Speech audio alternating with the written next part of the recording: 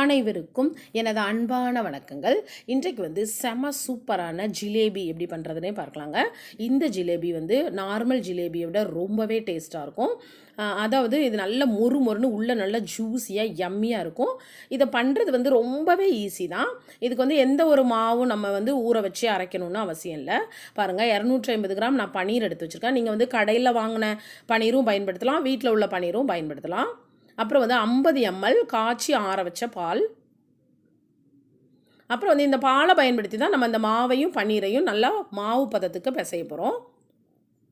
நீங்கள் ஃப்ரெஷ் பன்னீர் யூஸ் பண்ணுறீங்க அப்படின்னா நிறைய நேரம் வடிகட்டாமல் பார்த்துக்கோங்க. அப்புறம் ஒரு 5 டேபிள் ஸ்பூன் கோதுமை மாவு எடுத்துக்கோங்க. அப்புறம் அரை டேபிள் ஸ்பூன் பேக்கிங் பவுடர். இது உங்கள் பேக்கிங் பவுடர் இல்லைன்னா பரவாயில்ல, நீங்கள் சோடா உப்பும் பயன்படுத்தலாம். அப்புறம் கொஞ்சமாக உப்பு. இப்போ இந்த பன்னீரை பாருங்கள், இந்த மாதிரி நல்லா கொஞ்சமாக பால் விட்டு இந்த மாதிரி நல்லா பேஸ்ட்டாக பண்ணி எடுத்துக்கோங்க. நம்மளுக்கு அந்த அந்த மாவு பதத்தில் இருக்கணும். இப்போ பாருங்கள், கோதுமை மாவு, பேக்கிங் பவுடர், உப்பு போட்டிருக்கேன். அப்புறம் மீதி இருக்கிற, அதாவது கொஞ்சம் பால் விட்டு நான் அதை அரைச்சி எடுத்துருக்கேன். மீதி உள்ள பாலை இதில் கலந்துருக்கேன். இதை நல்லா மிக்ஸ் பண்ணி விட்டுருங்க.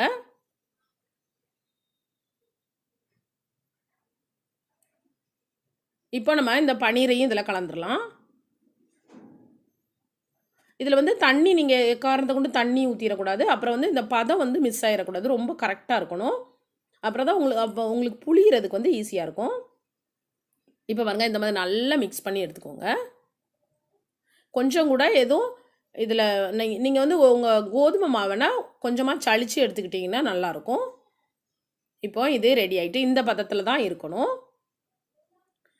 இப்போ நம்ம சுகர் சிரப் எப்படி பண்ணுறதுன்னு பார்த்துடலாம். பாருங்கள், நான் 1.5 கப் தண்ணி விட்டுட்டு அதில் 1 கப் சீனி போட்டிருக்கேன்.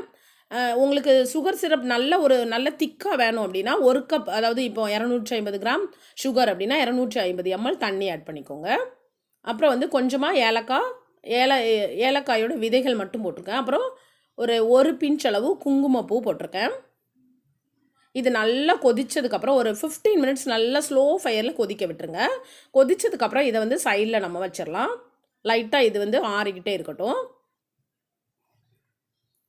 அப்புறம் பாருங்கள், இந்த மாதிரி பால் பாக்கெட்லேயும் நீங்கள் ஓட்டை போட்டு பண்ணிக்கலாம். அப்படி இல்லைனா பிளாஸ்டிக் கவர்லேயும் பண்ணலாம். இந்த மாதிரி பைப்பிங் பேக்கும் உங்கள்கிட்ட இருந்ததுன்னா அதுவும் நீங்கள் பயன்படுத்திக்கலாம்.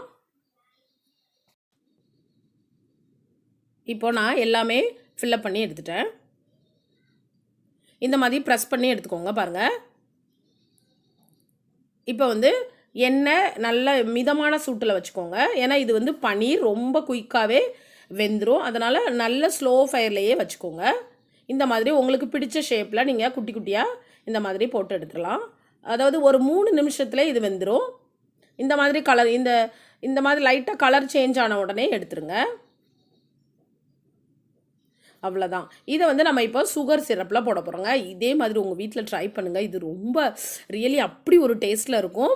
அப்படியே உங்கள் வீட்டில் உள்ளவங்களுக்கு நீங்கள் பண்ணி கொடுத்தா அவங்களுக்கு என்னன்னே தெரியாது. அதாவது வித்தியாசமான டேஸ்ட்டில் இருக்கும். அதாவது பால்கோவாவோட டேஸ்ட்டில் தான் இருக்கும். இது ஒரு டிஃப்ரெண்ட்டாக இருக்கும். செம சூப்பராக இருக்கும். கண்டிப்பாக ட்ரை பண்ணுங்கள். தேங்க்யூ ஸோ மச் ஃபார் வாட்சிங்.